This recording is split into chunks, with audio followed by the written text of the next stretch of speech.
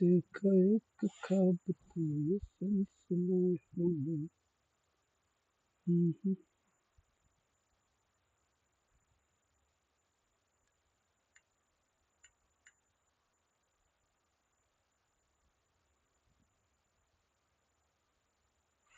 कुछ तो भेजा है लोगों ने स्नैपचैट पे।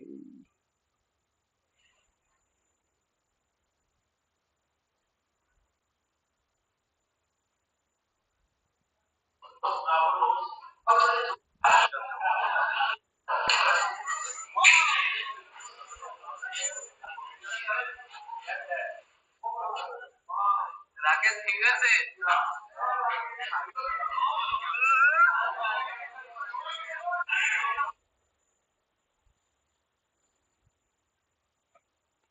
Stop.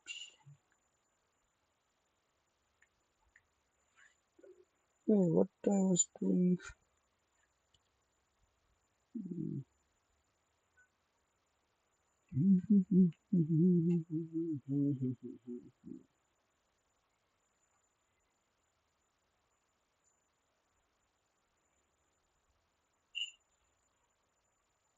All right, all right, all right. Vay be, vay be.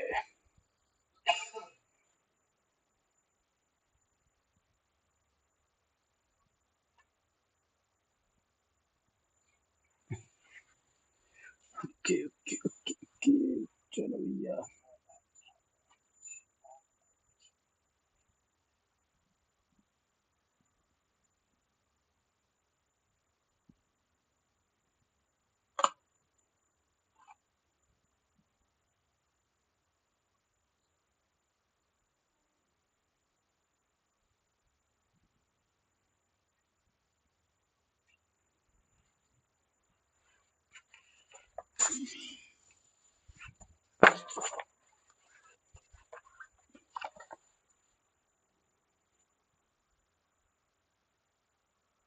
भाई पेन कहाँ गया?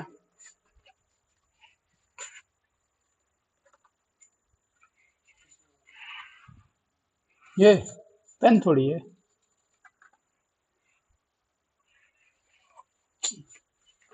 देखना कहीं हो तो. अरे मिल गया, मिल गया.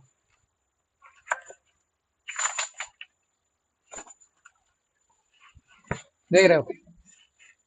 आर्ट भाई, art, artist.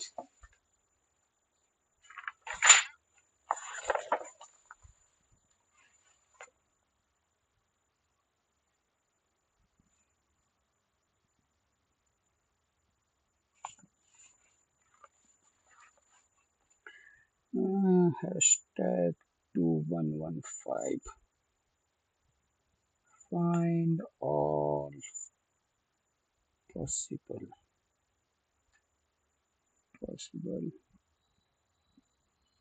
recipes from given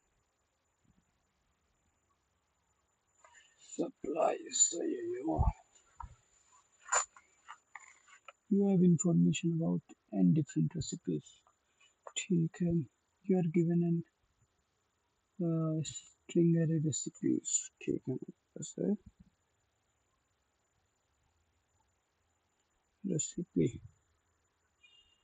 Recipe and an array of in a 2D string array. String array ingredients. ठीक है.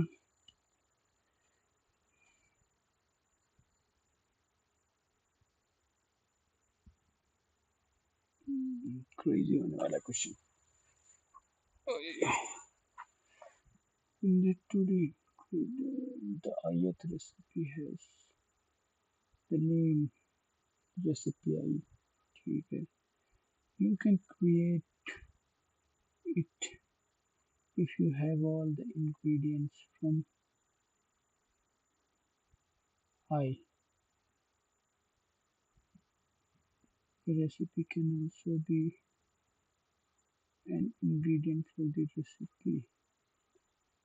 Ingredient at index 5 may contain say, a string that is in recipe. Here also given a string supplies contains all the ingredients that you can initially have, and you can have an infinite supply of all of them. ठीक है. Return a list of all the recipes that you can create. You may return answer in any order. Okay. So now note that two recipes may contain each other in their ingredients. Something. Recipe bread, yeast flour. ठीक है. Yeast flour corn. We can create bread since we have ingredient yeast and flour. तो सारे okay. Okay.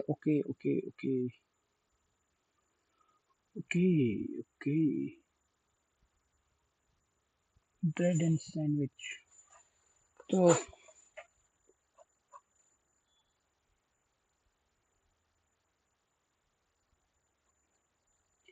for example, to हमारे पास है bread and sandwich.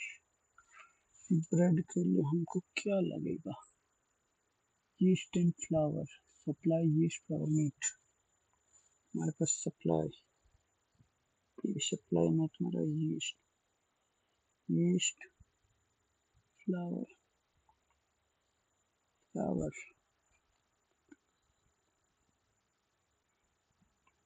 and meat. ठीक है. Bread के लिए हमको लगेगा yeast and flour contain. ठीक है, तो हमारा सप्लाई में अब ब्रेड भी आ गया. अब हम पे ब्रेड भी है.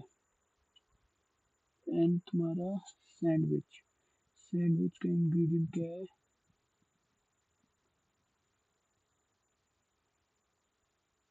yeast flour. सैंडविच का इंग्रेडिएंट है ब्रेड एंड मीट, तो दोनों बन जाएगा.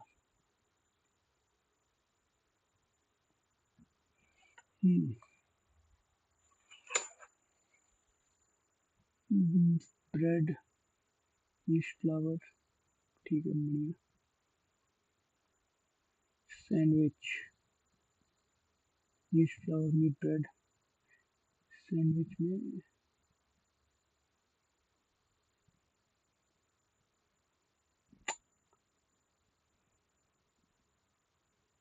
लेकिन यार इनका ऑर्डर ऊपर नीचे हो सकता है ना.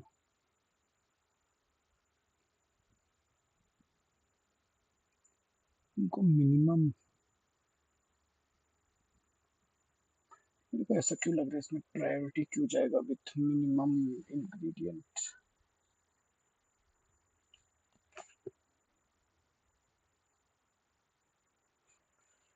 So let's just return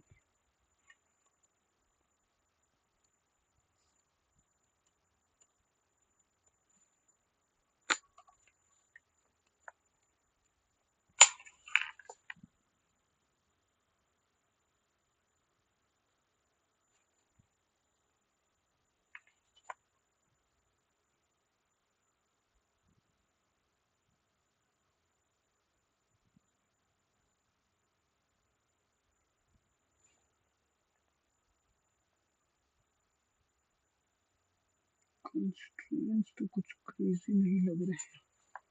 अगर मैं ये करूँ बस, मेरे को ये देखना है कि मैं पहले ऐसे चलाऊँ.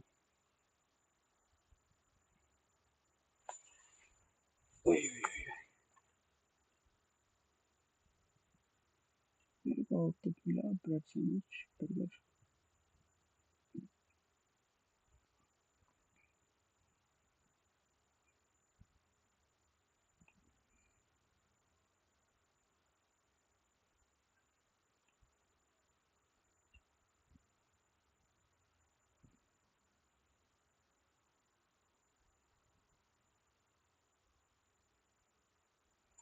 दो पास करना पड़ेगा क्या?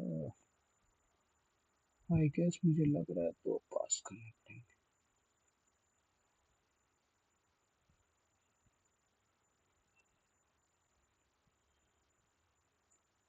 शॉर्टेड वॉटेड का तो कुछ लफड़ा बोला नहीं है भाई ने।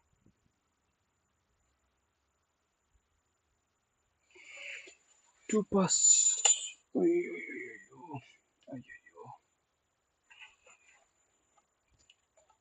पानी लेके आ रहा हूँ पहले तो मैं।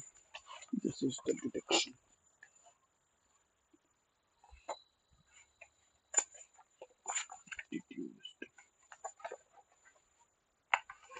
पानी पानी पानी पानी पानी लाने के भाई।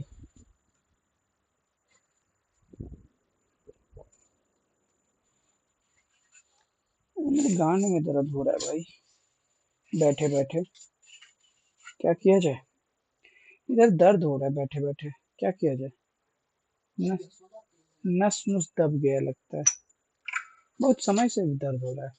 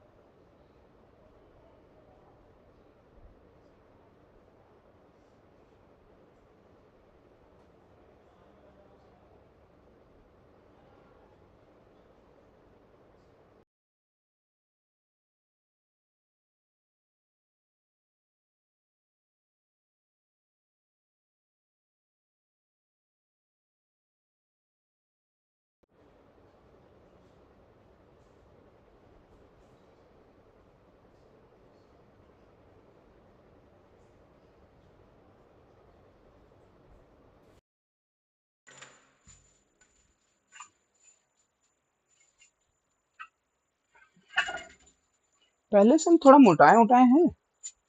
सही में मोटाए हैं। सही बोल रहे हो कि मजाक कर रहे हो? हाँ कि ना भाई?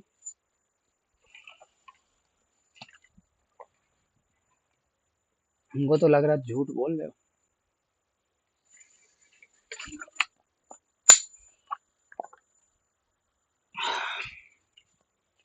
ओके।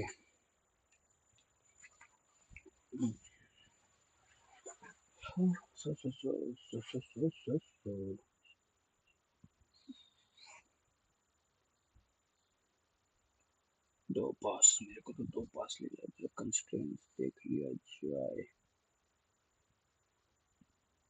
रेसिपी इसका लेंथ स्मॉल है।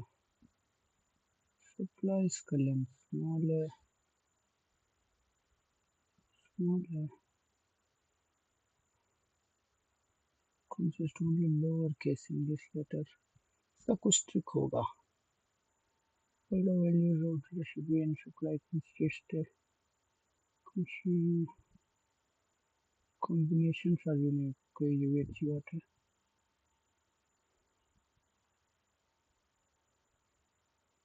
ये भी अच्छी बात है।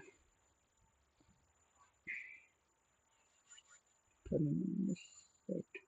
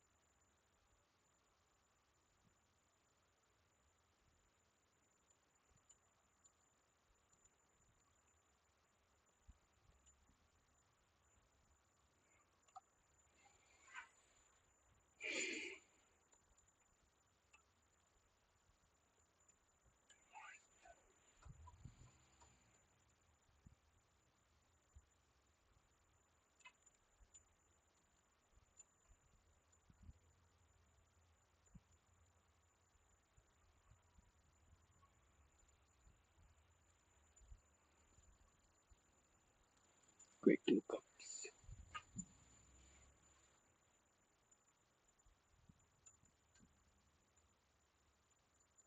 अब यहाँ से चलेगा brute force.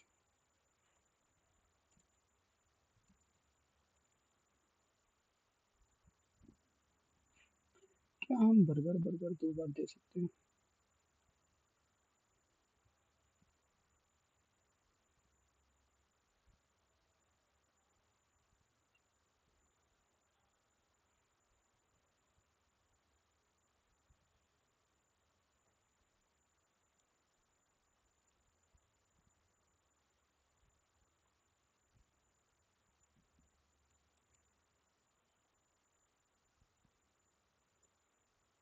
Is this allowed? I guess नहीं allowed.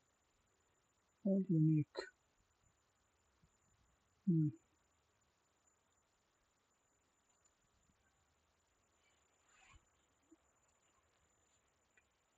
फिर भी हम सेट में रखेंगे।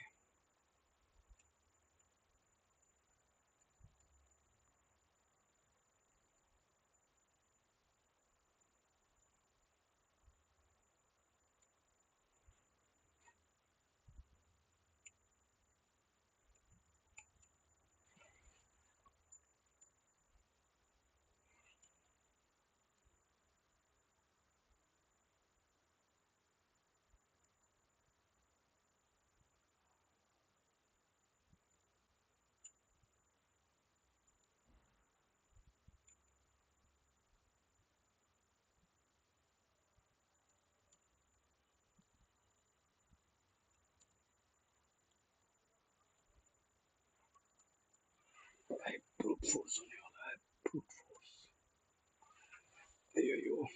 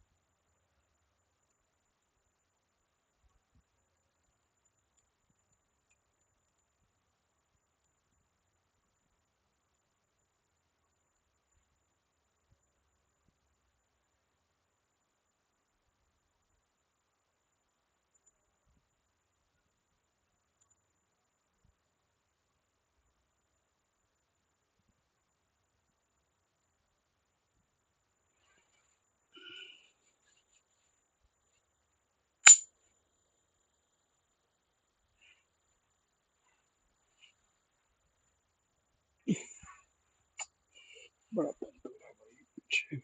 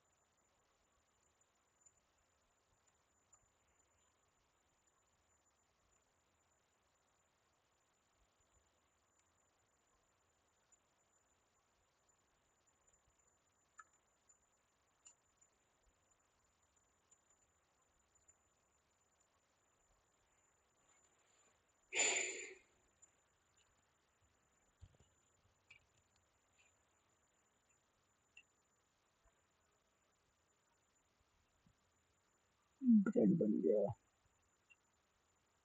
ब्रेड सैंडविच बन गया। इसमें जो भी बनेगा।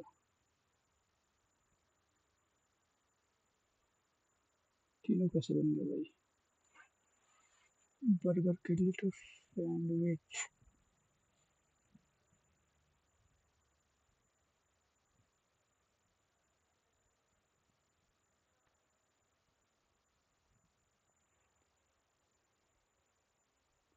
ये कैसे हो सकता है? यो यो बनाओ। यो यो इसके लिए आइटम चाहिए। दो दो।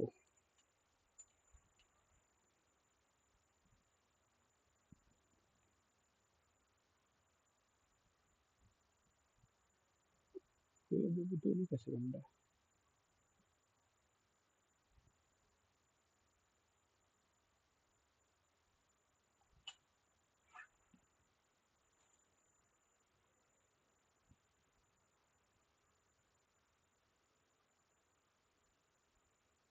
अरे यार।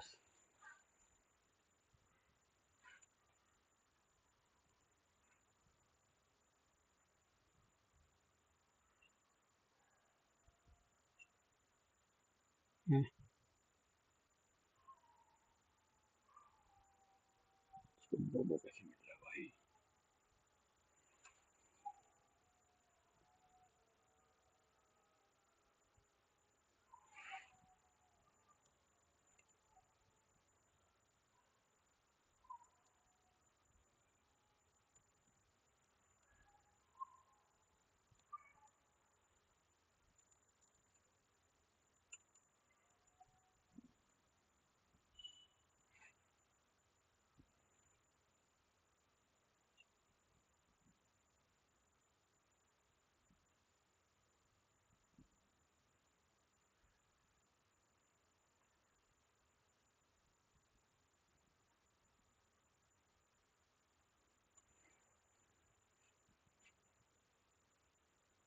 क्या गलती कर रहा हूँ? सप्लाई।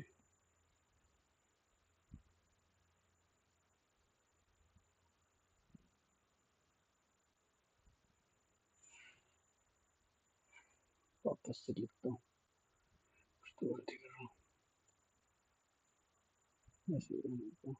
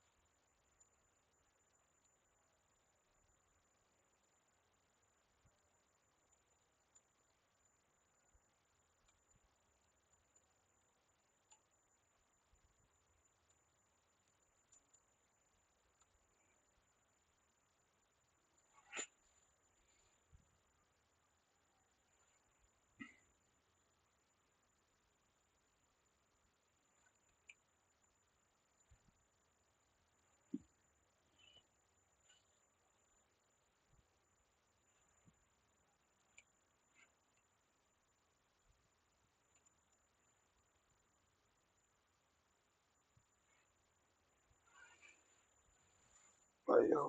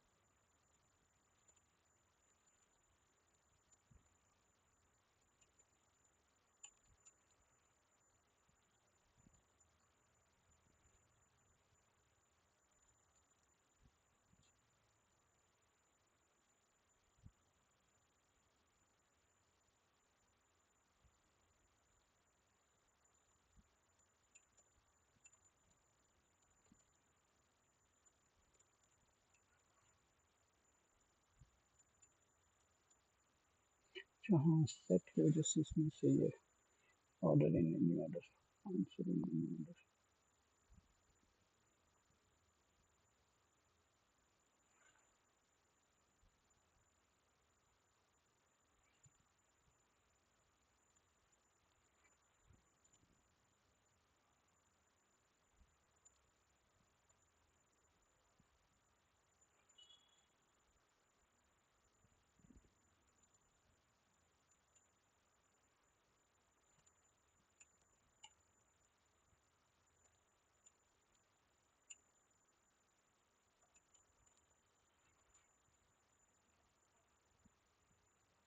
बोबो आना चाहिए, बोबो।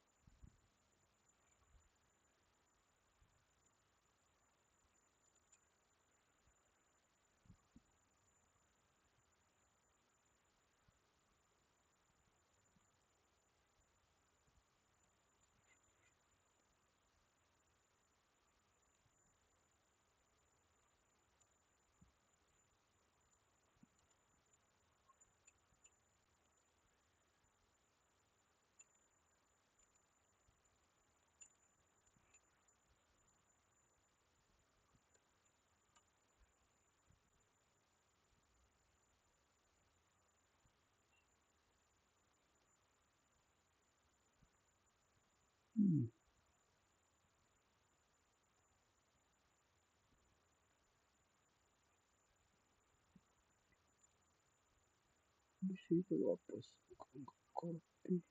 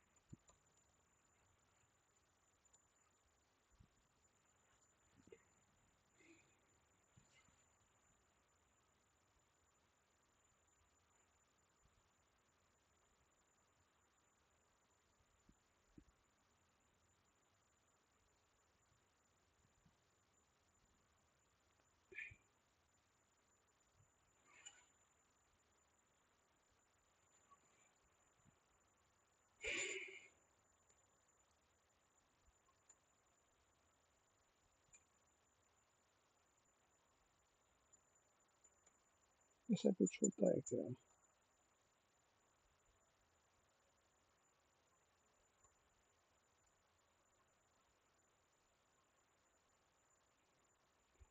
नॉर्मल किया जाए।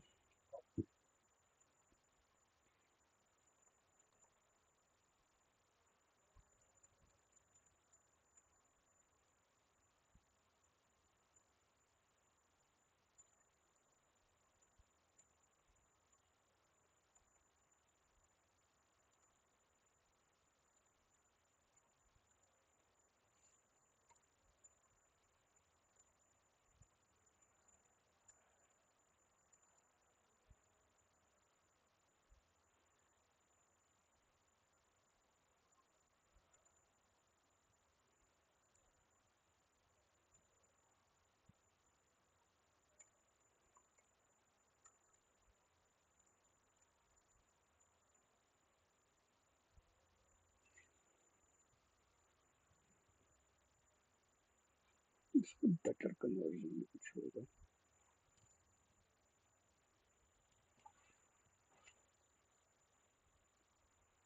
ओ, वो, वो।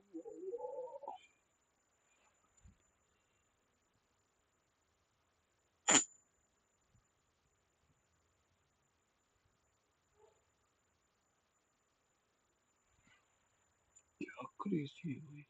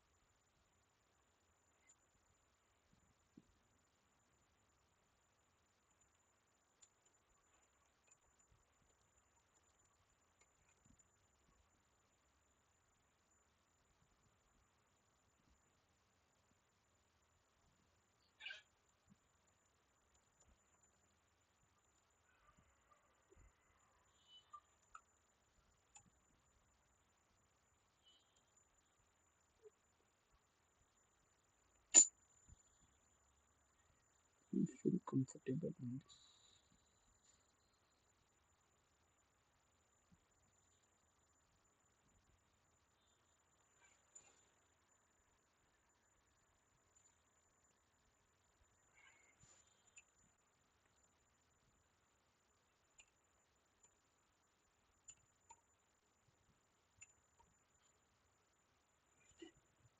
Done. Just don't feel comfortable. Solve तो हो जाएगा लेकिन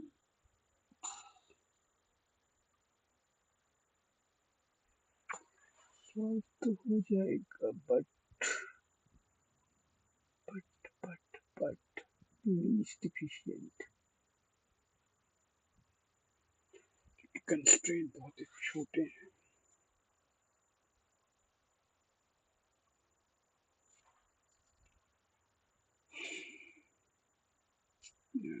पोस्ट किया ये चैट जीपीटी से पूछा।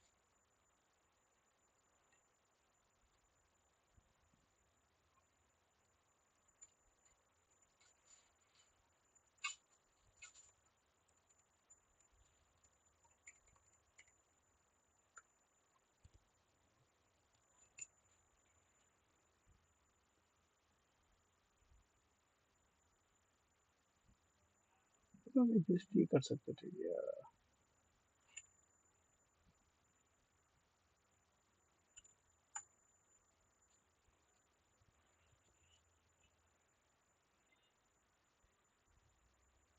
थोड़ा सा यहाँ पे आऊंगा।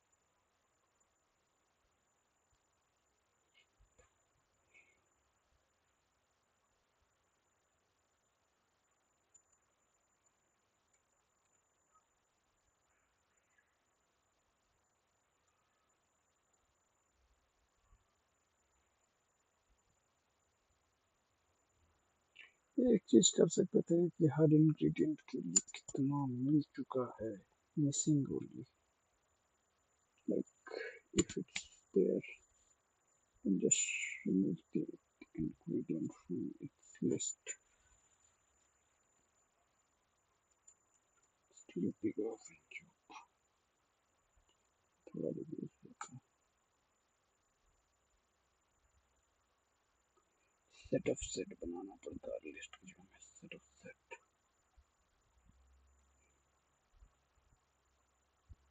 in space n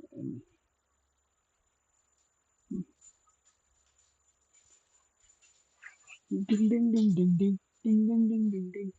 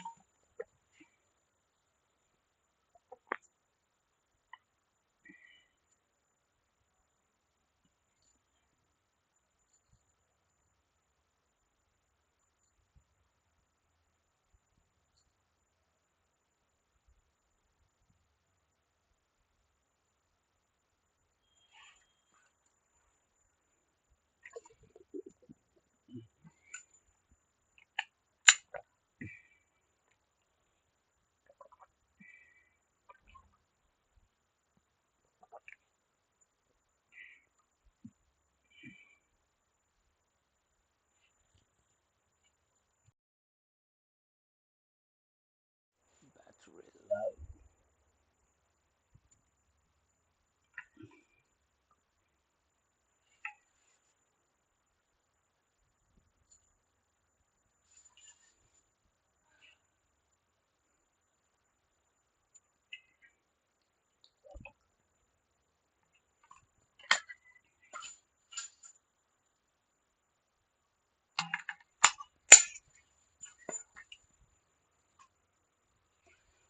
ना सोच ना खोच। अरे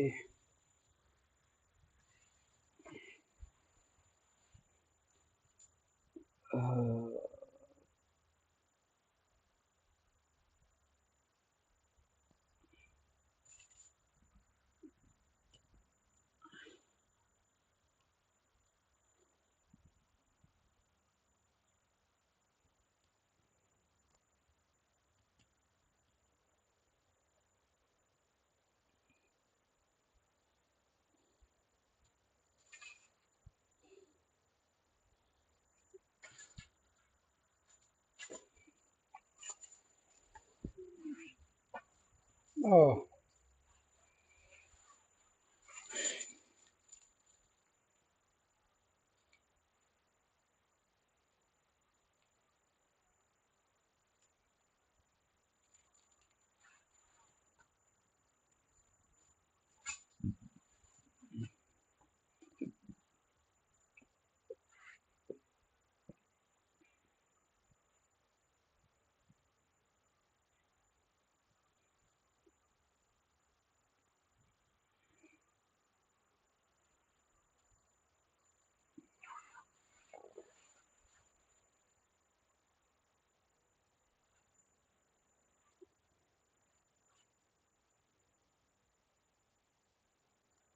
sure.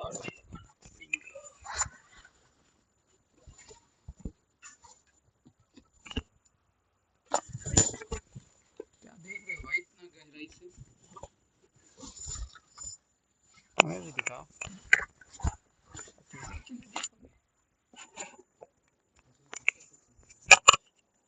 लो, तब तो और दिखाओ भाई।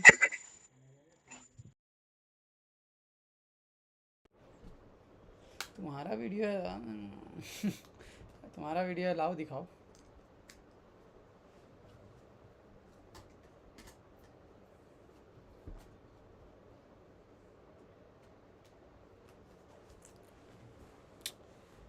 हाँ, आदमी थक गया है, थक गया है, थक गया है।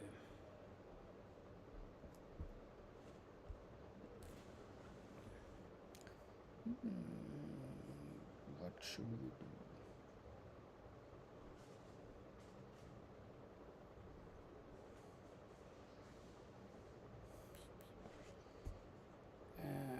O P O F O N anyway 100 crash 100 crash 100.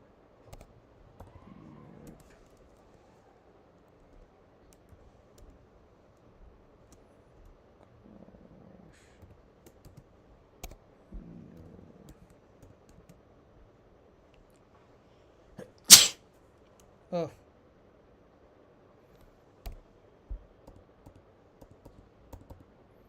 time complexity.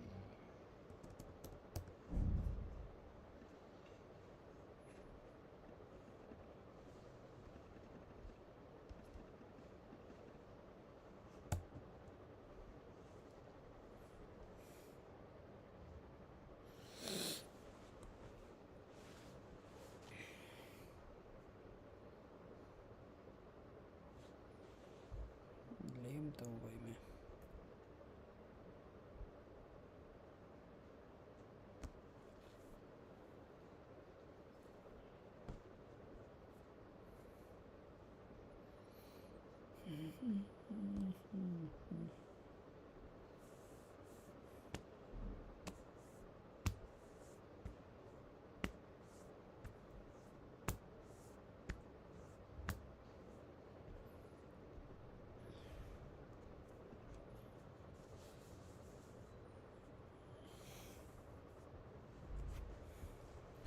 Worst possible code, ये लोग क्या कोड कर रहे हैं?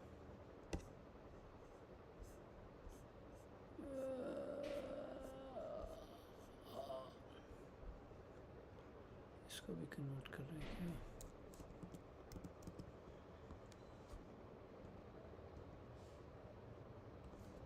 DFS DFS step for search. DFS concept.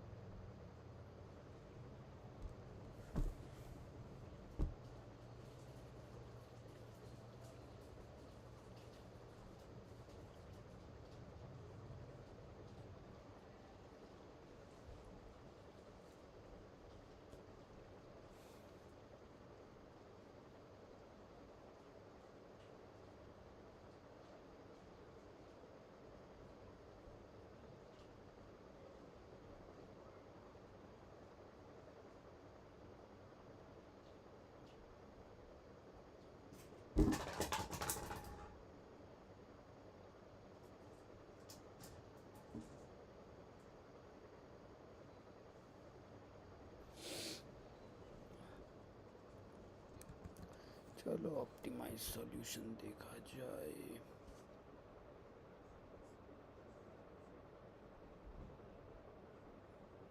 Popat Lal 1 crore lottery, इसको बाद में देखूंगा after stream.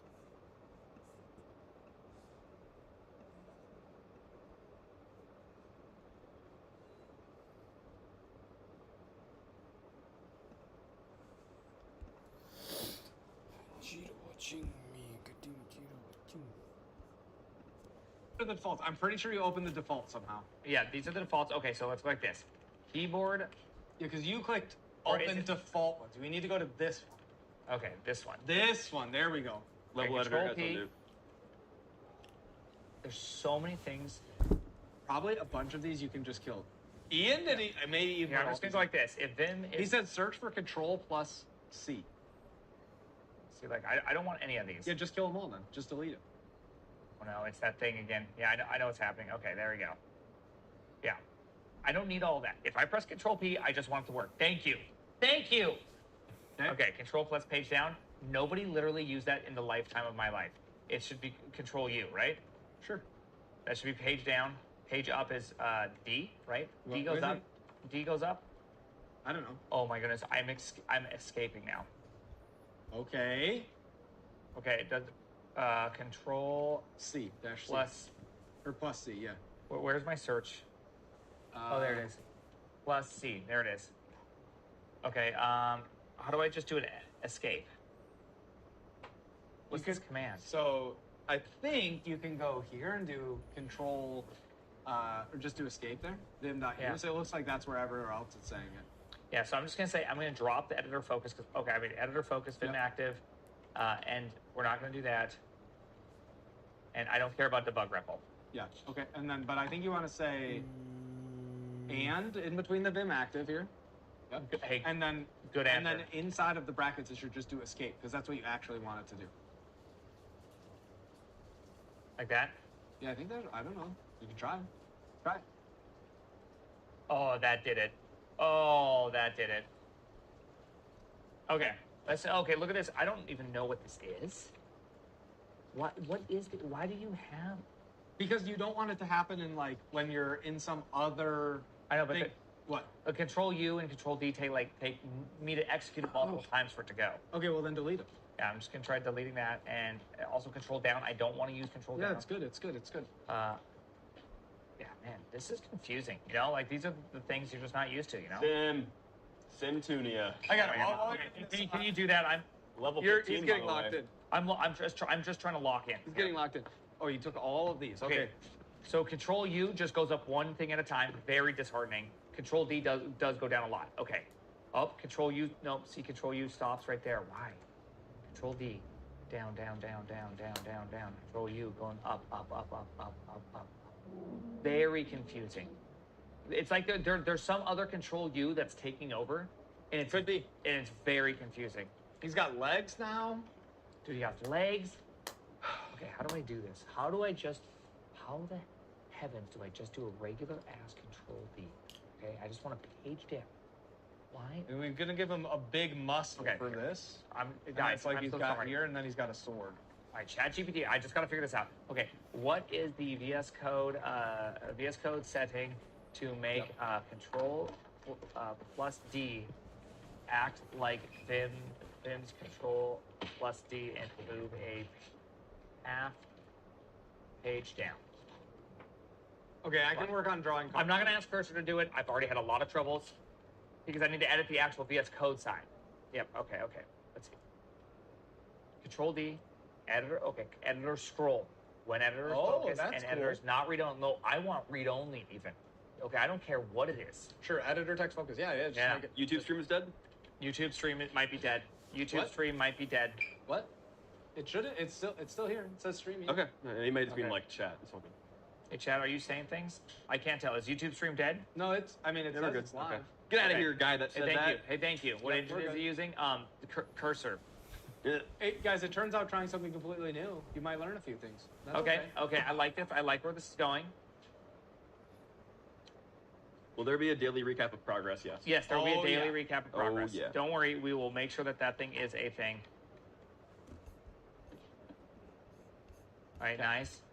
Oh, that's such a confusing, like, it's really weird. Like, look, I went down a half page. My cursor's off the screen.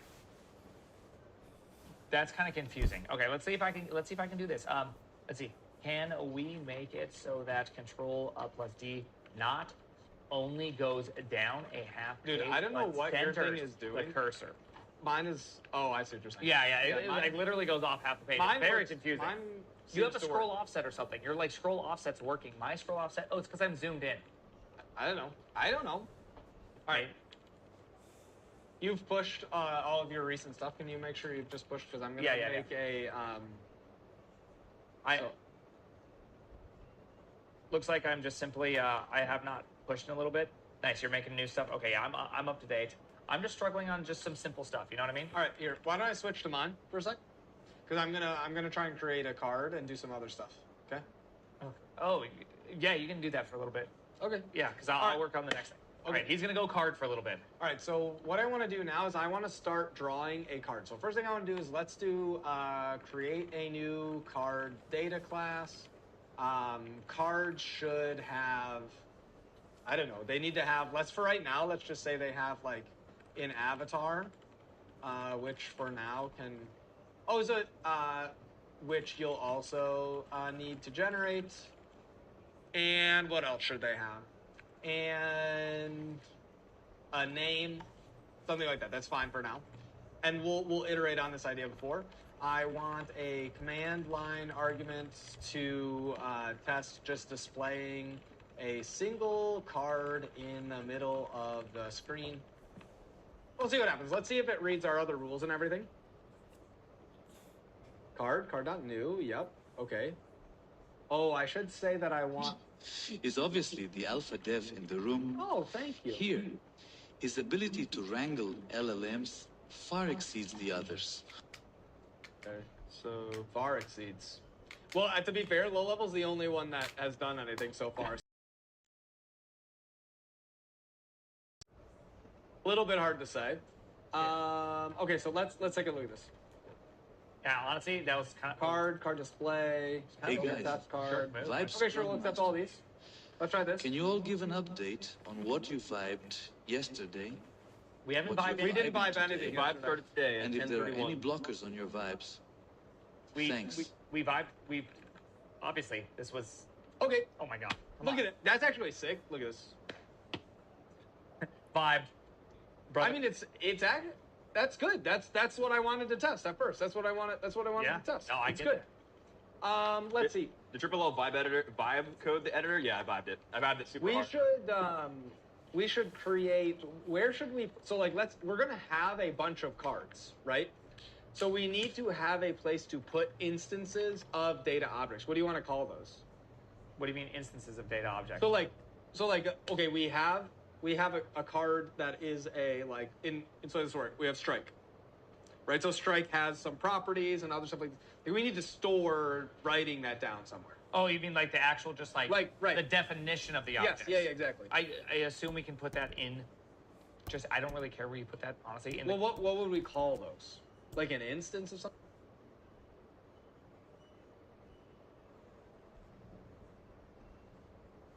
So our friend Jonathan Blow is back and he's gonna blow us all away again with his hot take. Current software engineers have no deep knowledge. I think there's a pretty serious problem that started happening in programming culture.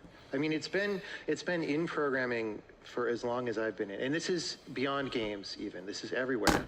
People don't have a clear picture of what knowledge is deep versus what knowledge is shallow, right?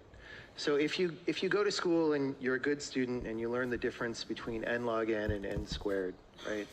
That's deep knowledge that will apply in many cases, and it's something fundamental about computers, right?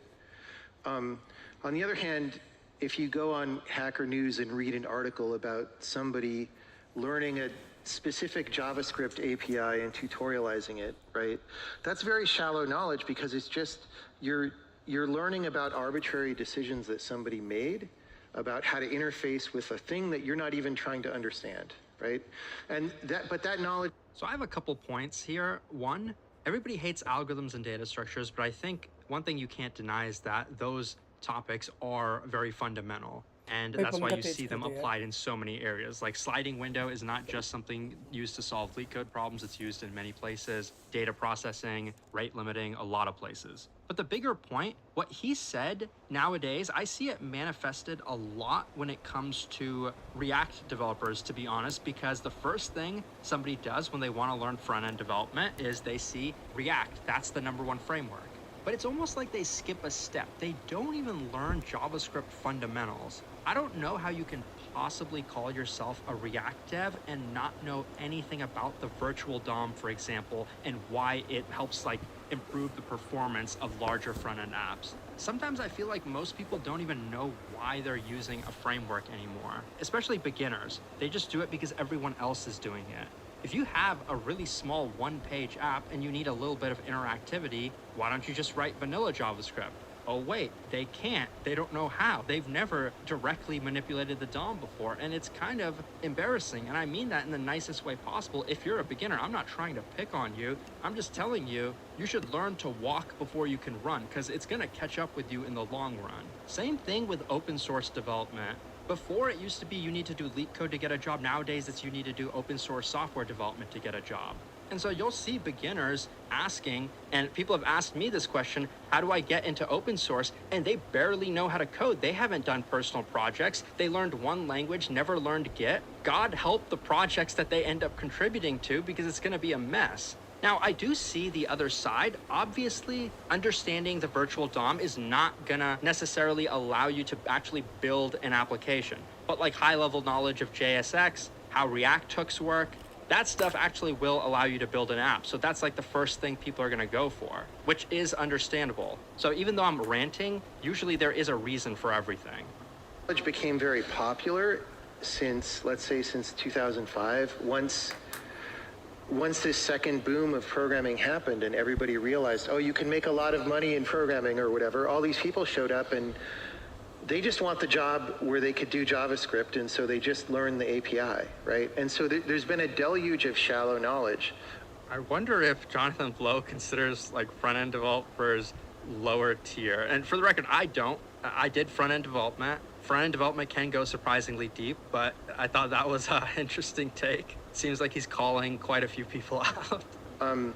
It's a little bit more complicated than that, because part of the way that you learn deep knowledge is by looking at shallow things and reading the pattern underneath. Like, if there's an API to do something, if it's a good API, then by looking at the API choices, you can understand the problem and the mechanic. Even if you can't see the code, it's better if you can see the code inside. But if you can't, you can still see some things about the mechanics. And you know, one example of that is a graphics API. It's like, okay, they want me to like put the vertex data into a buffer and like lock the buffer and then not touch it. Why is that? Oh, it's going to the GPU and all this stuff, right? You can figure this out. On the other hand, if it's a bad API, I'm not familiar with like GPU processing, but there's a similar pattern when it comes to big data processing. After each step, the data itself gets locked. One of the reasons is it's happening in parallel. So I think what he says definitely applies. Patterns are so much more important than like the actual smaller details. API, which most APIs are, it'll be full of stuff that's stupid, or even cargo culting where they're copying a good API. So my favorite example of this was when Microsoft did Direct 2D, which was taking Direct 3D, which was successful, and then trying to add font rendering and all that to that. They made an ARGB color, right? So red, green, blue, and alpha, a lockable resource.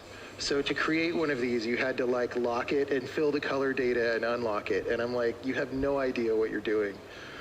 And I actually told Microsoft this, and they did not like my opinion on that. But they were just copying, oh, Direct 3D has you lock things and fill them, and so let's do that here. And it was completely absurd. So I think he's absolutely right that this kind of stuff happens at like big tech companies where you wouldn't necessarily expect it to. Bad abstractions can 100% exist, even at Google. I've talked probably enough about that. For the record, good abstractions exist as well. And that's what like most people will hear about. You don't really hear about the bad abstractions, but they're everywhere, unfortunately. So how to fix it, there just isn't much of an idea right now of what an actual respectable engineer is, you know? Like if you think back to like civil engineering, like people who build bridges or whatever, you think of people who are responsible and know things well and make sure they're right because it's important to be right. We don't really have that in software at all. It's completely dead as far as... And the funny thing is, AI is probably not going to help that because, okay, got a bunch of AI generated code, thousands of lines. Well, it works. I'm not going to read it. If you ever need to have an actual developer go in there, I mean, unless the AI can just literally do everything, unless it's AGI, at some point you might need a developer to go in there and fix the mess that the AI made. It's going to be pretty damn hard if it's nonsensical code. As I can tell, and part of the reason it's dead is because nobody can tell what's right, because it's just a bunch of people arguing in a loud room, and like no real information gets through. And if anybody has an idea how to solve that, I would love to hear that idea. I don't know. The only way that I know to solve it is to just do better in an obvious way. But even that maybe doesn't win, right? Because all these just do better JavaScript frameworks are still popular, even though they're all the same as each other, right?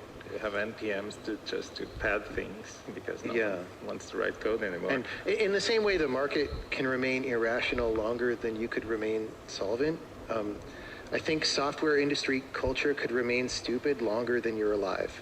So I guess what he's saying is be the change you want to see in the world, just make your code a high standard, and then others can kind of follow that. So just don't create garbage packages. Given that it's like a free world and anybody can become a developer, it's pretty easy. The barrier to entry is relatively low. I don't think there is a solution to what he's saying. There's probably more bad code out there than good code. And it's not easy to create good code, to be fair. Creating really, really good libraries that can be extended and used and providing good abstractions is hard. That's the problem. It's not that developers are dumb and they're just always shipping really bad code. It's hard to do what he's saying.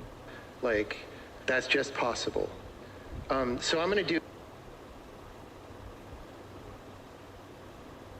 But if I were you, I wouldn't just understand them. I would get so good at them that solving a simple binary search or a sliding window problem feels as easy as writing a for loop. Have you guys gotten to the point where you can implement some of the more like trivial algorithms that quickly? Because once you do, it kind of opens up your mind to like a level of like enlightenment. When you're first learning how to code, writing out for loops and things like that takes like cognitive energy. It's not second nature. Like writing out variable names, especially when you're learning a new language for the first time, it's like there's friction in just like getting your thoughts into code. But when you get to the next level, like you can write out binary search or a basic sliding window or even a depth first search algorithm very, very quickly. That takes zero effort, and that's when you can kind of start focusing on the more complicated stuff. You can focus on like how are you branching your recursion? How are you creating the branch? Like what is the condition for shrinking the sliding window and increasing the sliding window and things like that? And people skip a step. People don't get good at the basics. They just try to go to the harder stuff. Like why not just solve a really, really simple binary search or sliding window problem 5 times? Why not do it? Because it's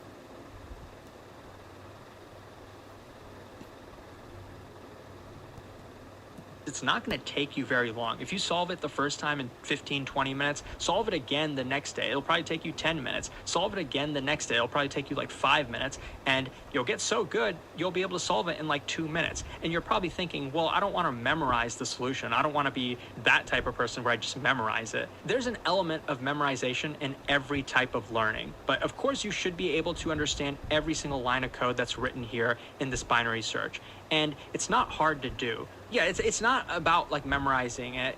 Like your brain works like that. Like your brain memorizes the location of like the keys on your keyboard. That's why you're able to type it out quickly. You don't really have to think about where's like the A key. And that's kind of what you want to get to when you're solving basic LeetCode problems. And when you can do that, then that's when you get to like the next layer of enlightenment when it comes to LeetCode. That's when you don't even think about the code anymore. You're just focusing on the problem. Once you know how to solve a problem, the code just writes itself. And that's what you want to get to. Like, you should be able to tell me what would go wrong if I removed any of these lines of code without...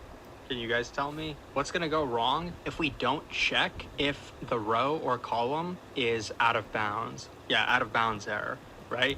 That's the type of thing that I do when I was interviewing people. You can write out the code, cool. You can write a DFS algorithm, good for you. But if you can't tell me what's gonna go wrong if I took these 2 lines of code out, then you really don't understand it.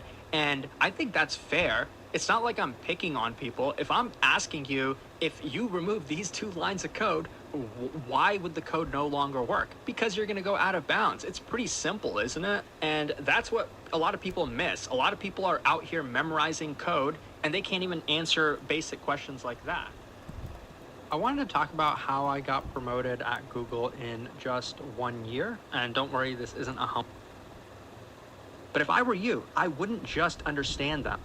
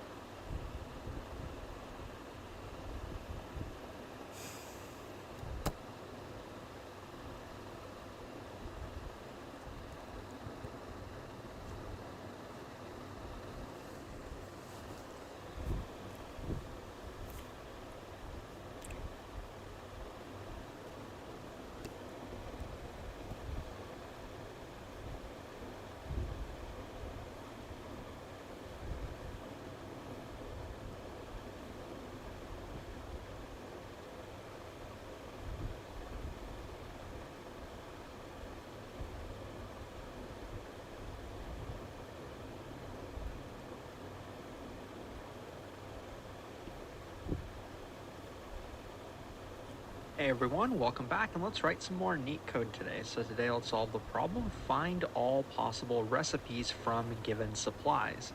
The problem description is more simple than it actually seems, so I'm going to be mostly focusing on like the input and output for this example here. I'm going to go through what this problem is asking for, and then I want to cover why the sort of naive solution won't work and why we will have to do a different solution, and that solution is going to be turning this problem into a graph problem. In that graph problem, there's multiple ways to solve this problem. I'll just focus on one of those solutions, but I'll try to discuss some of the alternatives as well.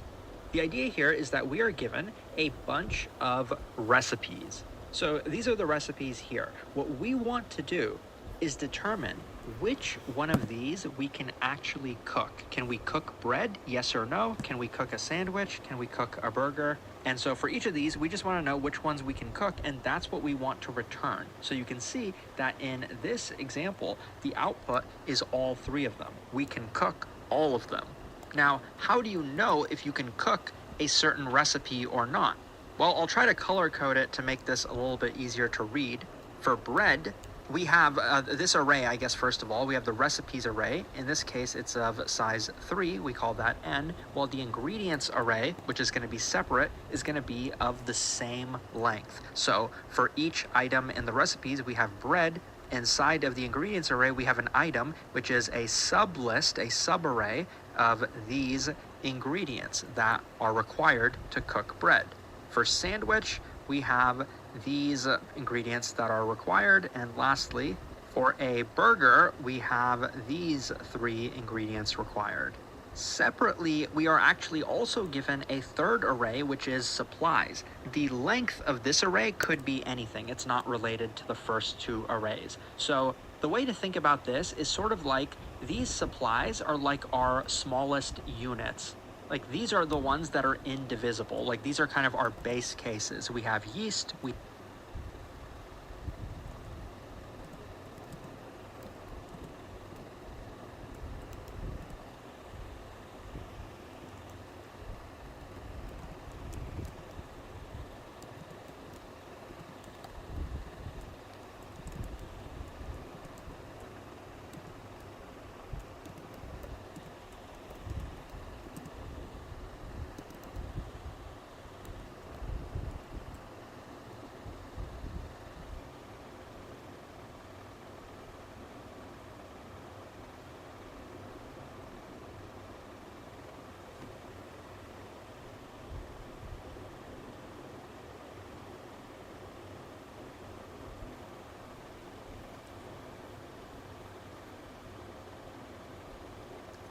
अरे भाई आजा कोई तो आओ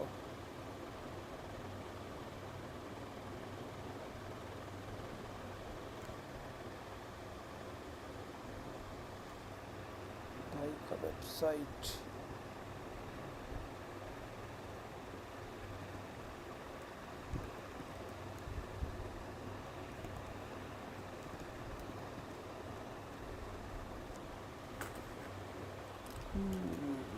Okay, website review. हाँ बढ़िया लग रहा है भाई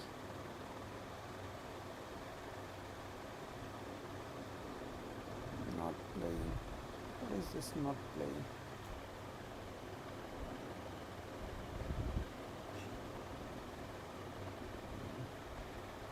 Hi, I am Shiva developer. I like to build interactive okay, I enjoy learning about new technologies, new projects. Do explore more.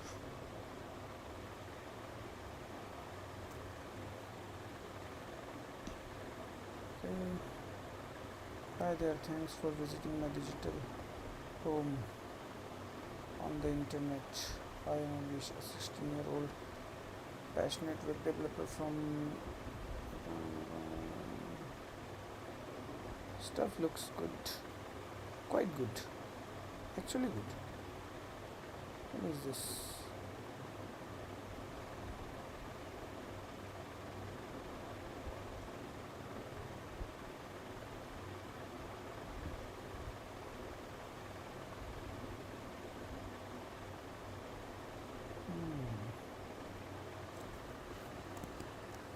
Damn. Open for hire.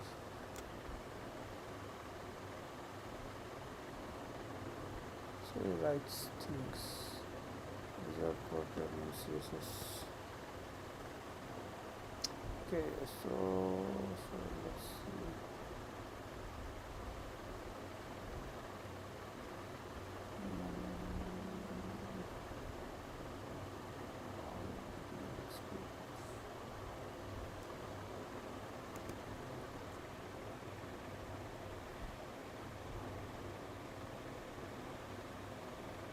So these things does work.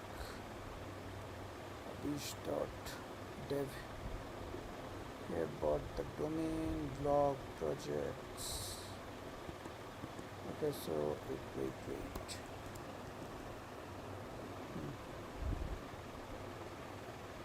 So yeah, designs are quite good.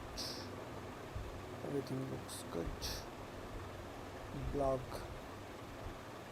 Okay, so we are in this is main page. So blogs, let's see.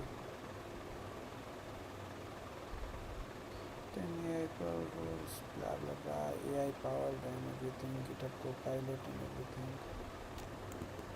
Okay, let's judge the things, real things.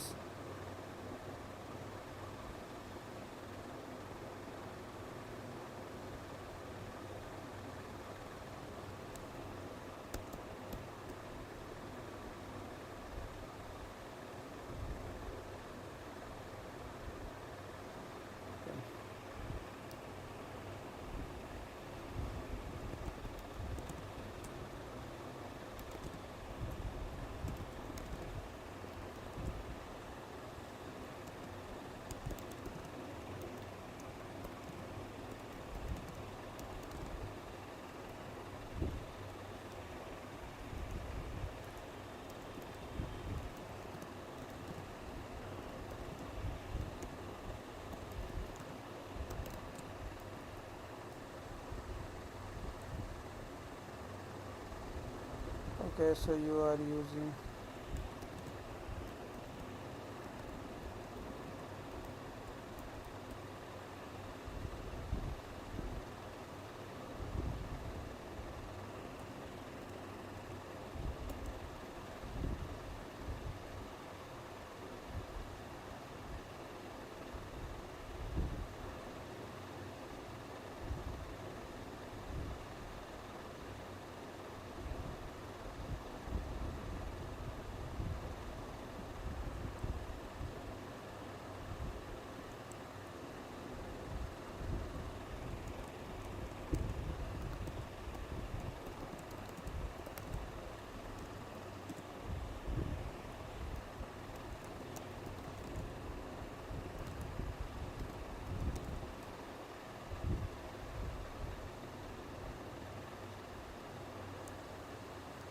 okay, let's give the same prompts to Gemini.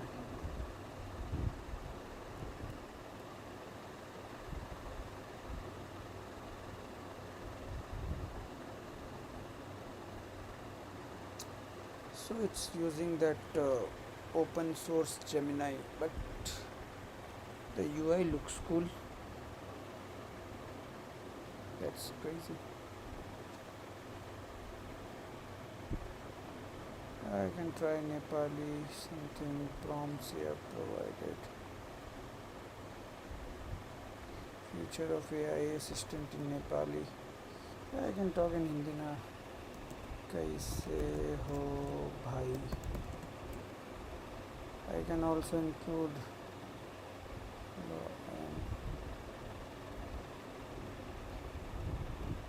क्या तुम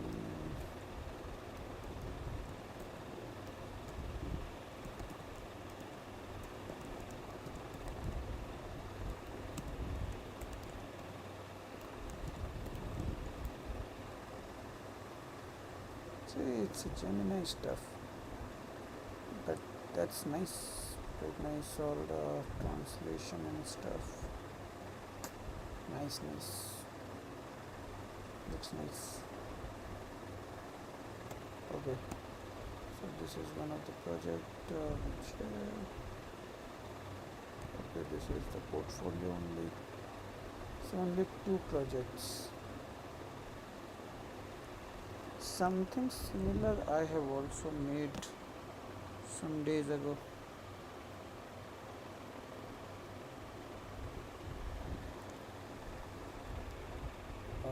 इस भाई के इस पे react करता हूँ.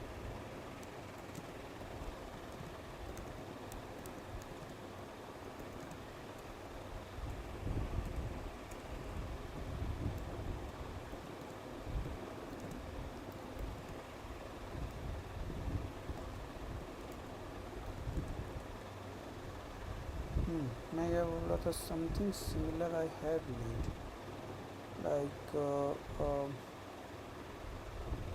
so here I am, smart learning. I guess कोई documentation ऐड नहीं किया, but इसमें Gemini का उनको वो मिल जाएगा source code, all the stuff. I guess API की भी शायद सिर्फ available हो, don't know. But like all the stuffs are there, same chatting application but for mobile. So is using GitHub API. Damn, looks very nice, super nice. I guess we can hire this guy.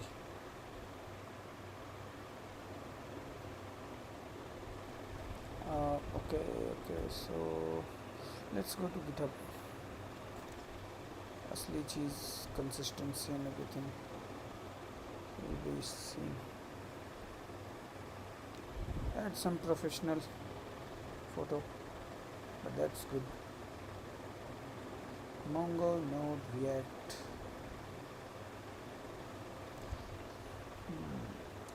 Active for several days.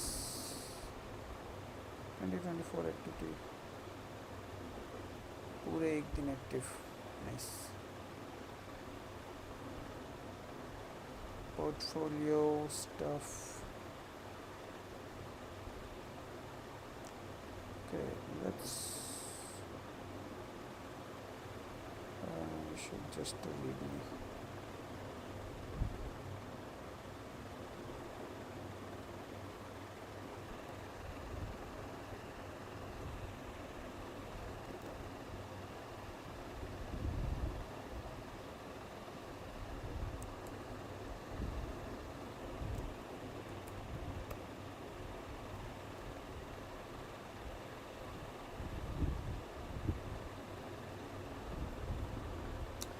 Yeah, he did work hard.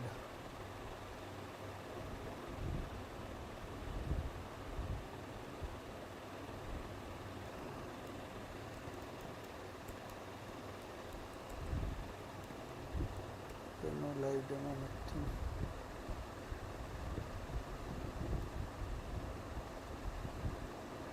Okay, you have deployed somewhere. Vercel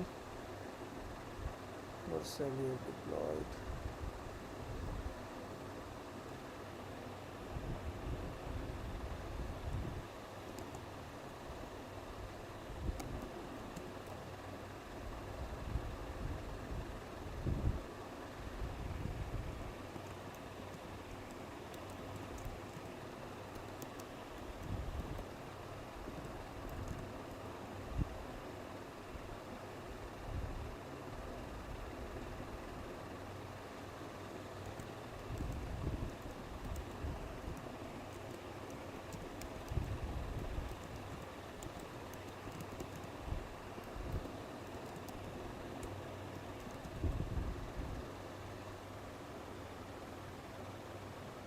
Okay, Grok AI here, powered by AOKX. So it's like open source AI. The UI looks good.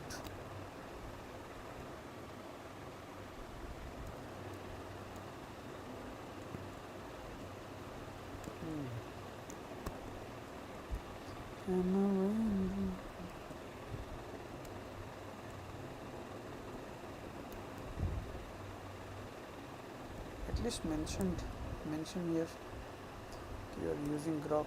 Don't fool people.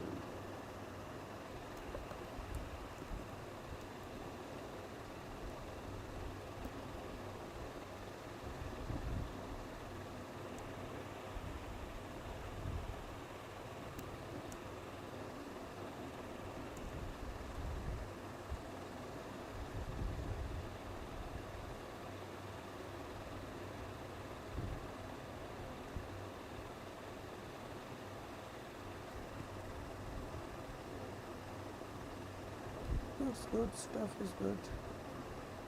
Good stuff.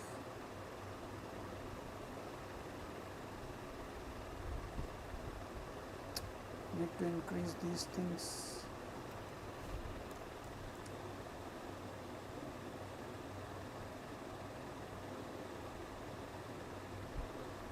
Should I email?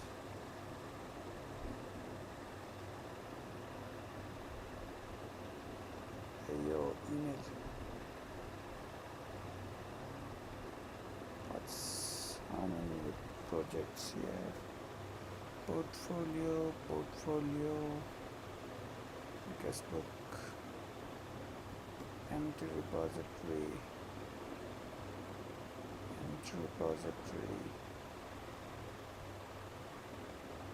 just a readme.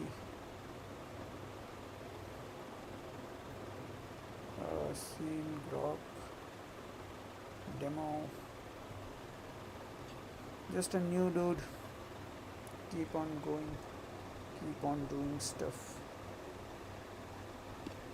This is me. Just working on bunch of stuff. Every day, every night. Boom, boom, boom, boom, boom. Boom.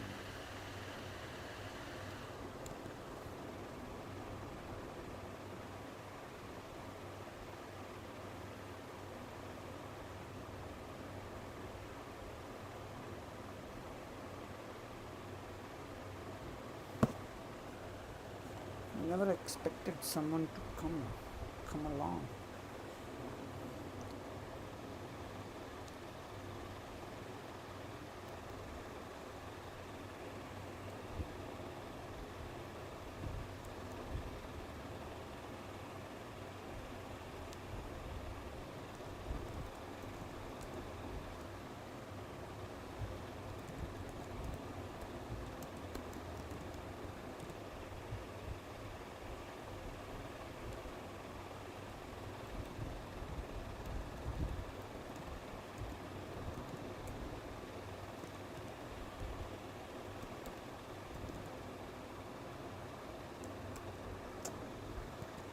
Who cares?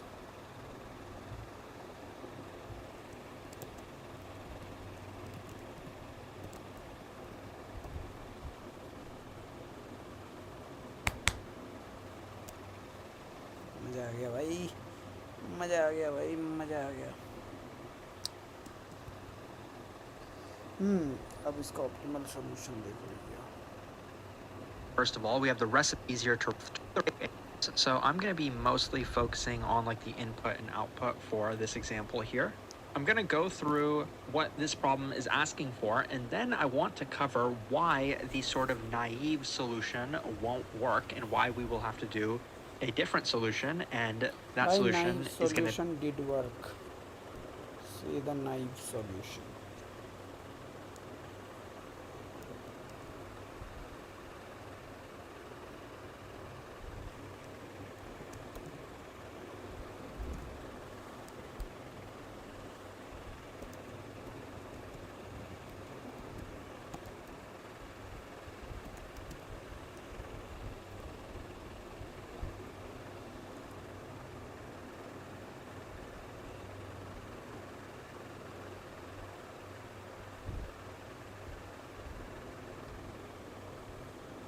be turning this problem into a graph problem.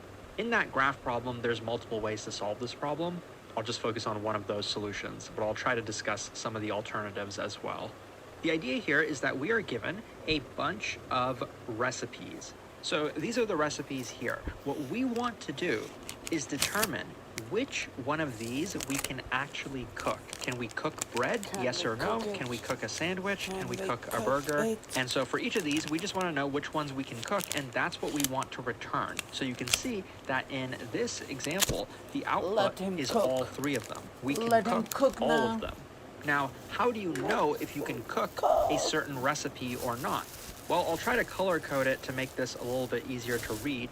For bread, we have this array, I guess, first of all. We have the recipes array. In this case, it's of size 3. We call that n. While the ingredients array, which is going to be separate, is going to be of the same length. So for each item in the recipes, we have bread.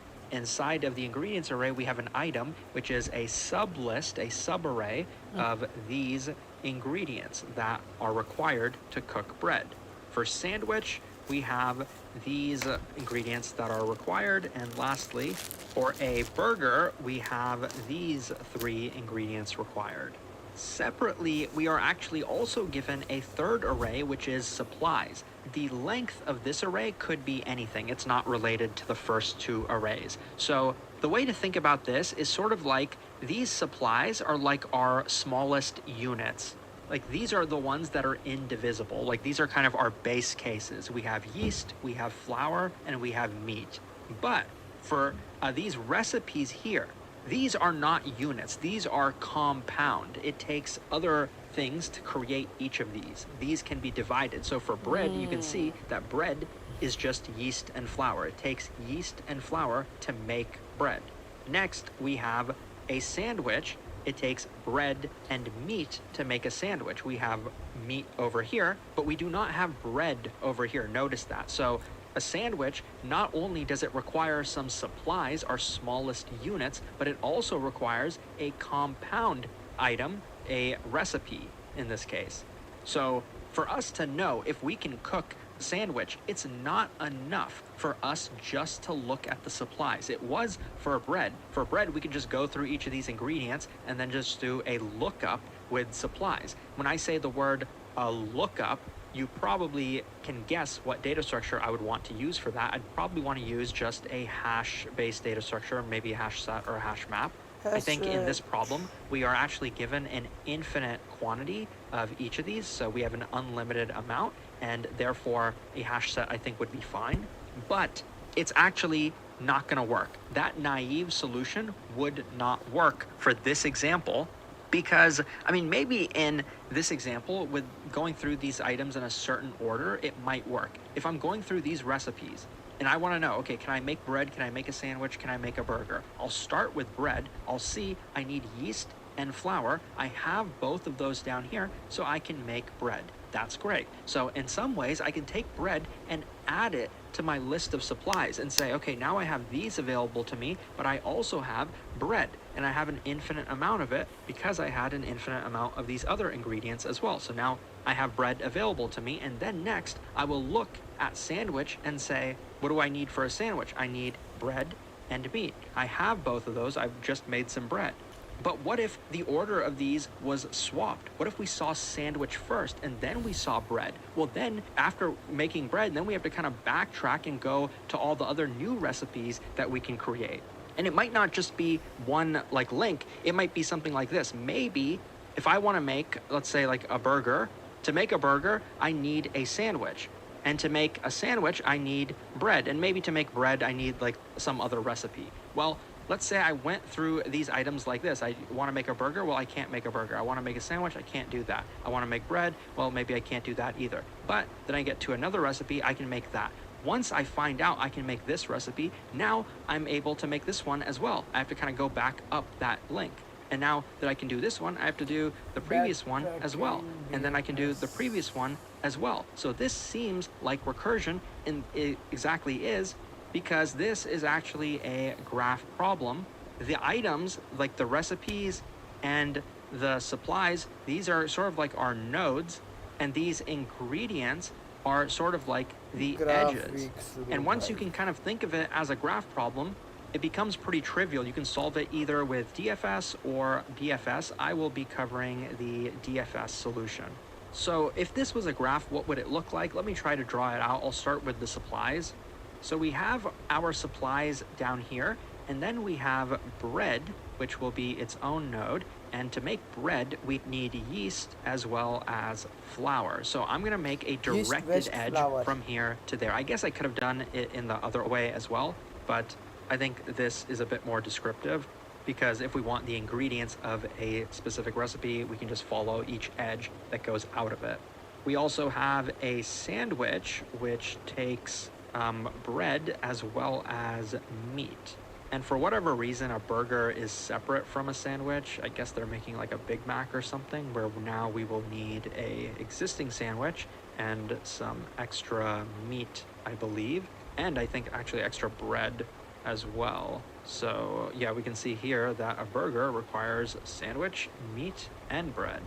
So this is kind of what we would expect the graph to look like. It's not really a coincidence that it looks like a tree, because it probably should be an acyclical graph, and it probably should be connected. I guess it doesn't necessarily have to be connected. Maybe these two don't exist. We could have had bread dependent on this, and maybe like some other item dependent on that one. That would be unconnected. But mainly, we definitely don't want there to be a cycle, because think about now the question that we're trying to answer. Now that I gave you a little picture to think about, you have a much higher chance of solving this problem, because think about this. Now I want to go through each of these items. Bread. Can we make bread or not? Well, now I just look at my graph and I ask myself, am I able to make bread? Like, for all of the ingredients of bread, do I have them? Well, for bread, it's really easy, because all of the ingredients of bread are supplies, and we know that supplies exist for sure. So this one's like trivial. We don't have any sort of actual edges that we have to like go down. So bread is good. Now let's look at sandwich. Same thing here. We will look at each edge. So we go down this one, that we'd see, okay, it's meat. We know we have meat. But going down the other edge is interesting. We see, okay, we have bread. So now what should we do? Because for us to know that we can make a sandwich, we want eventually all of the paths that... You know what? I don't know graph. I need to learn graph.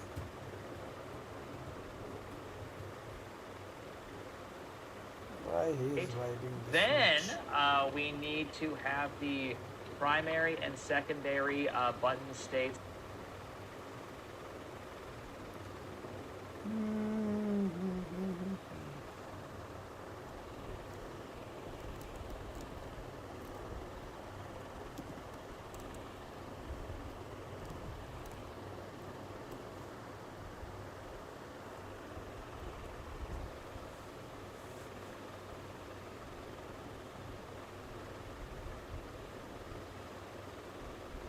Oh, recommending me the me.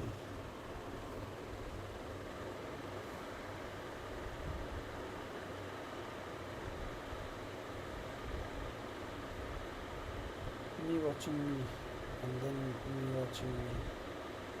Oh, recommending me the me.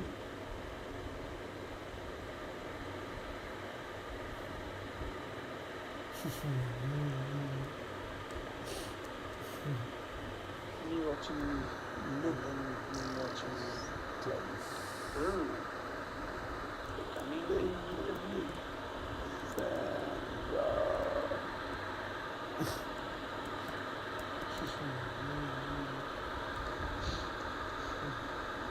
You're watching look and you're watching clouds. Love it. Okay. अय्यो जय क्या करता जे तमे कई को करता जी ऐसा सब कुछ तमे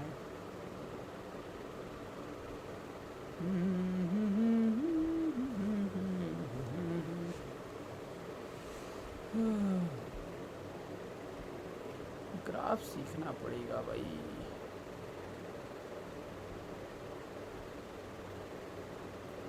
to you, yes my love to you, yes my love to you, to you. Watashi wa watashi anotaki.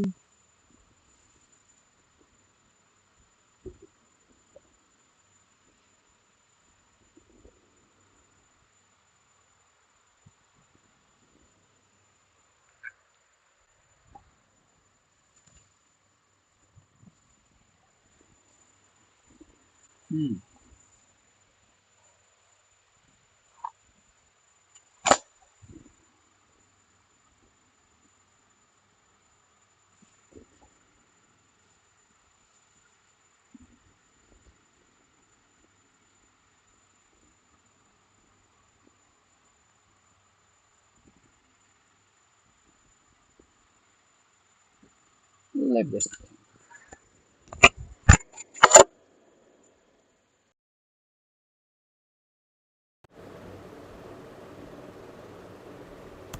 Our mind easily understands iterative things rather than recursive things if you are good with recursion. Although, when I explain, I'll actually make sure to understand recursion pretty easily. But for now, for starters, because before going on to the heavy starter, because it's also a starter, before going to the heavy starter, let's start with the easy starter. It's just iterative, which means you just go on to every node and see. Okay, before going on, the word itself signifies everything. Breadth first search. You start with a node, you search breadth-wise. Breadth-wise, which means layer-wise. You keep on searching. You go on, explore every neighbor layer-wise, which means if you're starting from here, then you go on to next layer, next layer, next layer, and the next layer. Its neighbors are this, its neighbors are this, its neighbors are this, its neighbors are this. So you just go on to find and explore every neighbor. So you start from a node, you go level-wise, breadth-wise. For this node, the neighbors are 1 and 2. For 1 and 2, the neighbors are 0 and 3. But 0 is already visited, so I will just visit 3. For 3, neighbors are 1, 2, 4 and 6. But 1, 2 already visited. It is already visited, so I just visit my 4 and 6.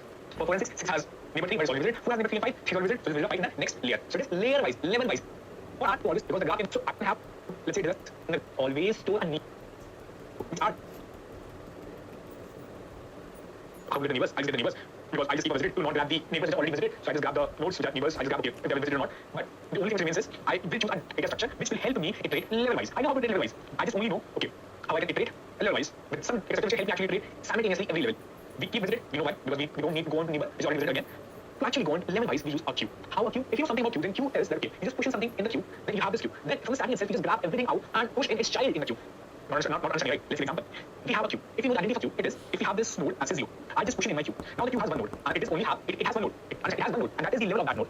First level, and one node. Cool. I just mark that as it because ultimately in the next iteration I don't want to visit it again. Right? Cool. Now I just grab that out of queue, remove that out of queue, push in its neighbors, which means neighbors of 0 is nothing but 1 and 2. So neighbors of 0 I just push in my queue. You understand what happened? Now the only elements in my queue are 1 and 2, which are at one level only. Okay, cool. Now my represent 1 and 2. Again, I do one thing. I just grab this firstly. I am now at 1 and 2. I also have to mark it as 0 because ultimately in the next iteration I don't want to visit it again. I just grab this one out. I just push its neighbor in my queue. Neighbors of 1 is 0 and 3. But 0 is already visited. I can't visit it again. The thing I can visit it is only 3. So I just push in the 3 in my queue. And I just simultaneously also make my 3 as visited. Because my 3 is now pushed in some queue. But this queue, for now, this queue was not empty, right? I just remove this element also and I push in its neighbors. Its neighbor is 0. Oh, it's already visited. Its neighbor is 3. Oh, it is already visited also. So it cannot push in anything. So now, okay, what will happen is that I'm pushing my queue. Element that PFS I all level wise. That we are marking as my 4 is 1. That's it. I mean, so as then again my is particular graph works. I'm here exactly the same. First and foremost, my main function in which I just grab the number of nodes and the number of edges. I just make my graph. As I told last video also, it is nothing but my vector, and every element of that vector is. It's just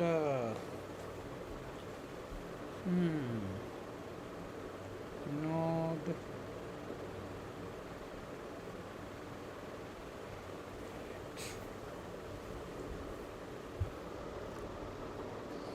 Vatashiva, Vatashi, Anadapi, Anadapi.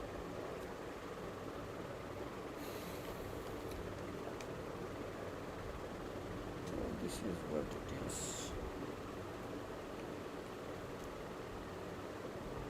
To you, yes, my love to you. Yes, my love to you. To you. ताकि सबको दिख पाए.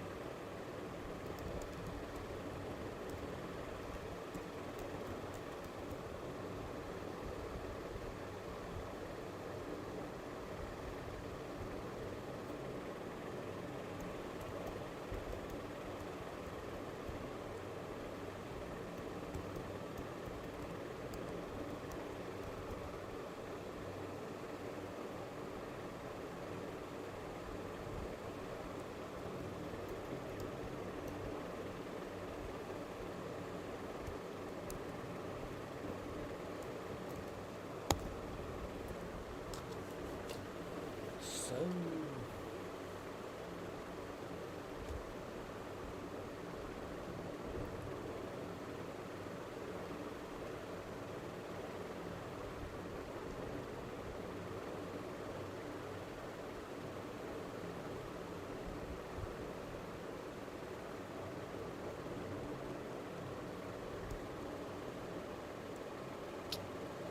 this is something I should be work on.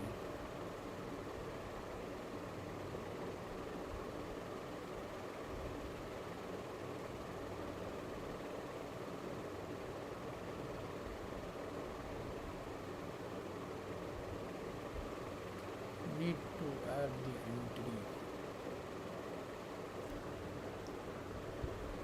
Strokes in the list.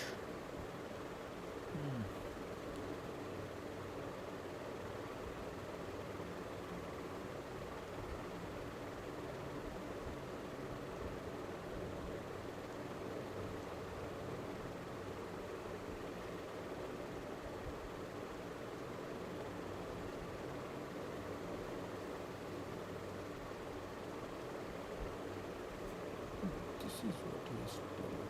Nothing but a list or another vector. As you know, how graph is made. If you have not watched, you just go and watch. You just read this playlist and you will just get exactly how graph is made. Okay, when graph is made, I just traverse on every of my edge. I just grab that edge. I just make an undirected graph out of that edge. I will have a visited array because I need to keep sure.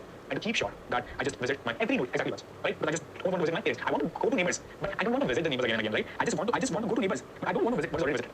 Cool. It is for that thing. Then I just have the behavior of this graph. See, it is the code snippet which you can save in any of your files. I just have this PDF and this code you can just copy paste from this PDF itself. It can copy paste it. It's a picture and it's code. It's a written code. So you just copy paste it and use it as a snippet. This is how you want. Although it's pretty short, we can also use it as a snippet. Now, the same main function you can exactly see here also. Exactly the same thing Share we are calling the function BFS of graph. Now actually go into this function. Firstly, we have a queue. As I said, to store that we need to have a queue. So I have this queue. This queue will store every element. Firstly, we'll just store this node. You'll start your BFS. You'll start your traverse from some node. I said, you can choose any node. Choose any node of this graph. Any node you want. I just choose to start from the node 0. You choose any node. No matter at all. So it is a source node.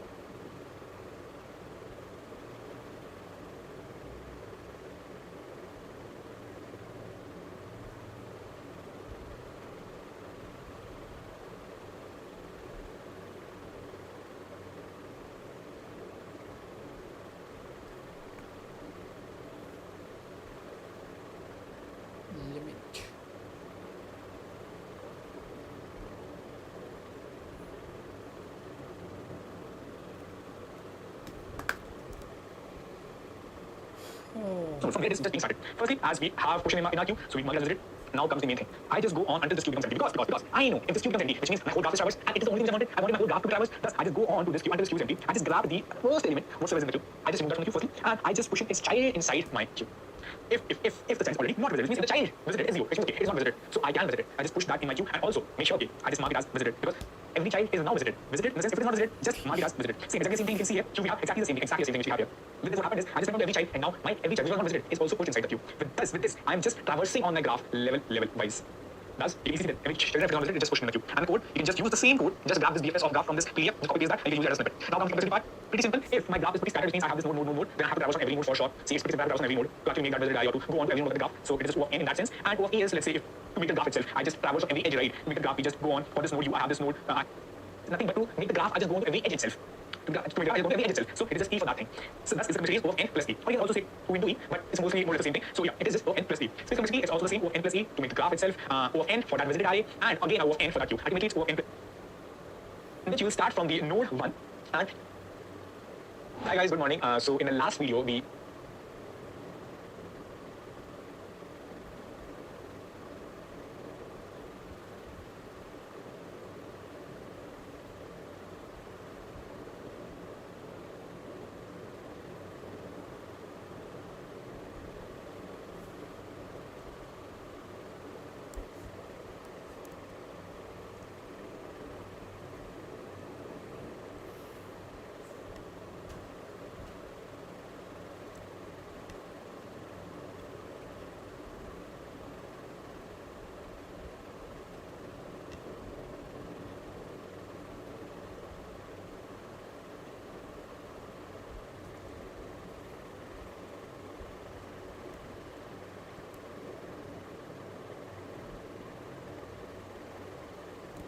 saw about BFS, very standard traversal algorithm. Now we will see the 5 types of problem we actually. Okay. Let's solve this, but after drinking some water.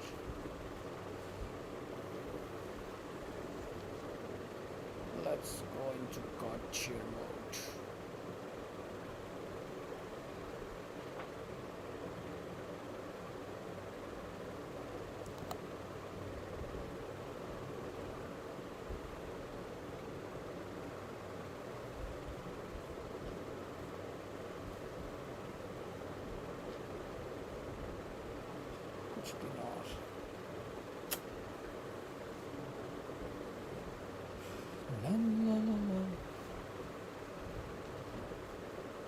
Da da da da da da da da da da da da.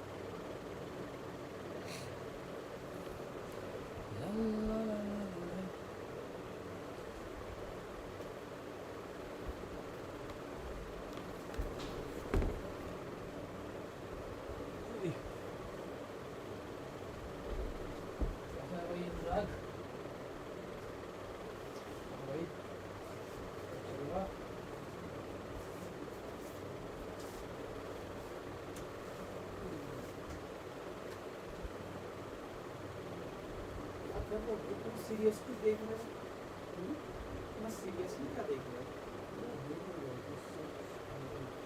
क्या तो देखो भाई sex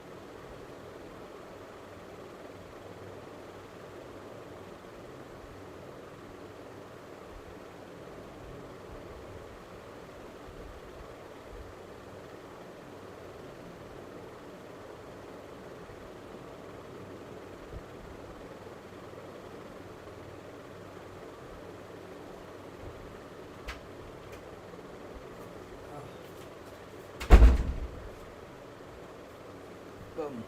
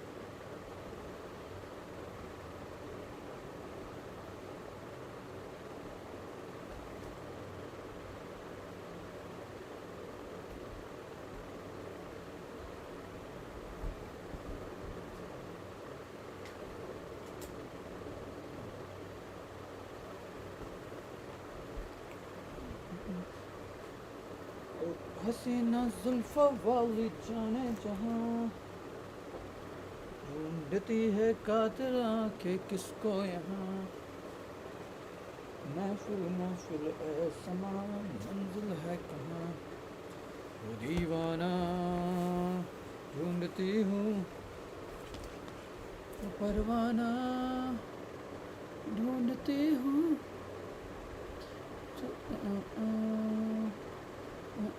है okay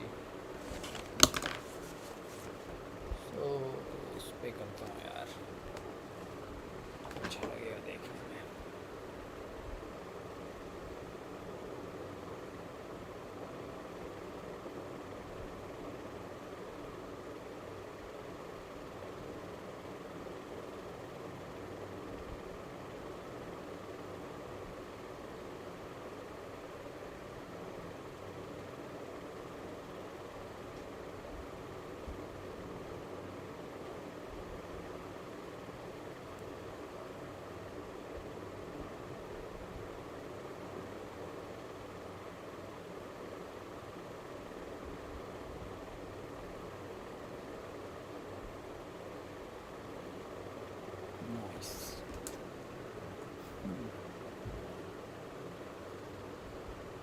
Okay, we got the offset issue.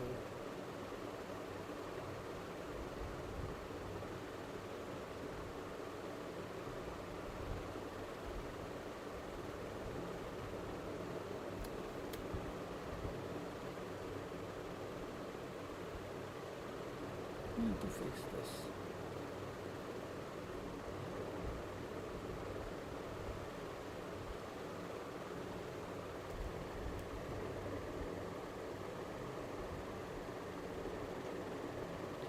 Let's read through the question. There is a directed bidirectional graph with n vertices where each vertex is labeled from 0 to n minus 1. Okay, the edge in the graph are represented as a 2D integer edge where edge I denotes a bidirectional edge between them. Every vertex is a pair connected to at most one edge and no vertex has an edge to itself. Okay. If you want to determine a vertical path, you use first. So it's like this. So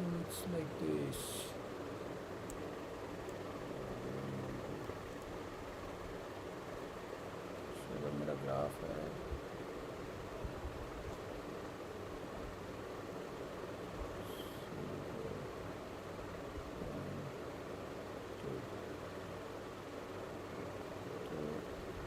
ये है तुम्हारा by directional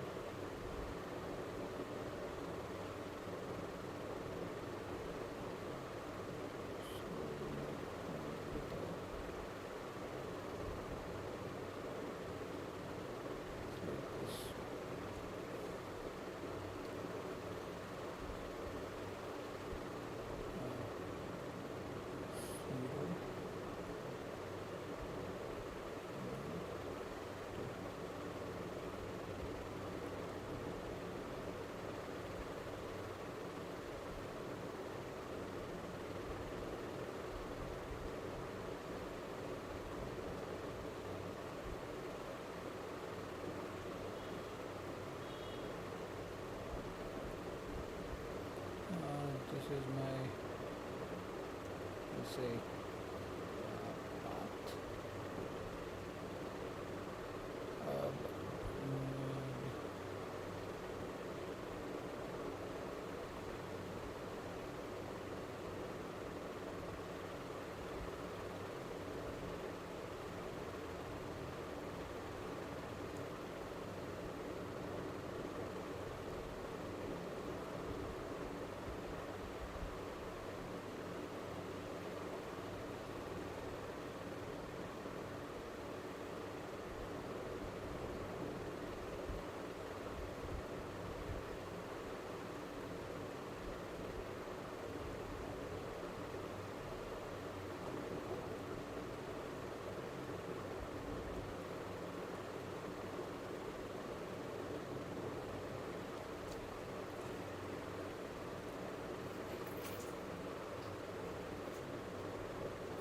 Q.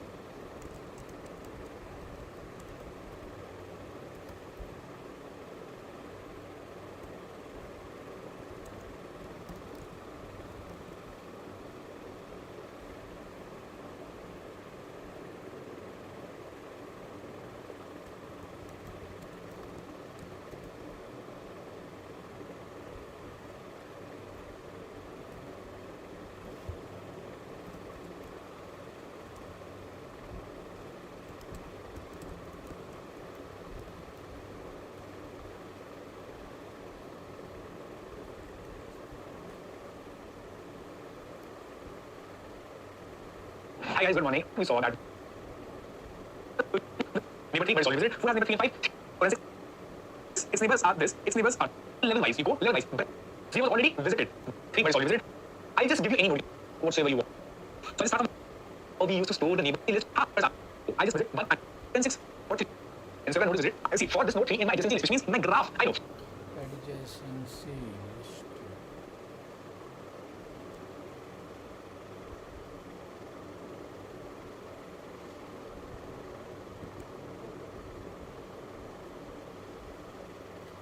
Dem ta na na da na der dom ta na der dom ta na na.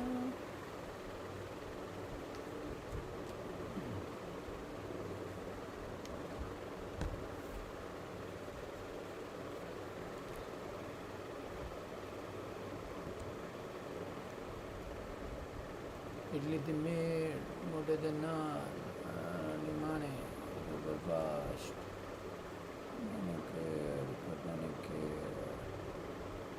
not a fucking millionaire.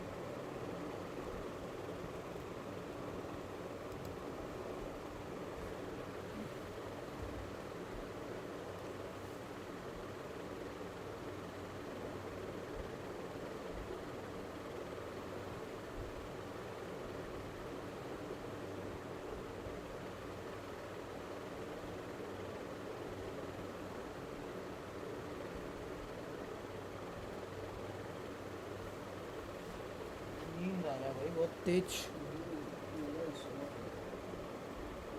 लग तो रहा है, कल बनाएंगे साला।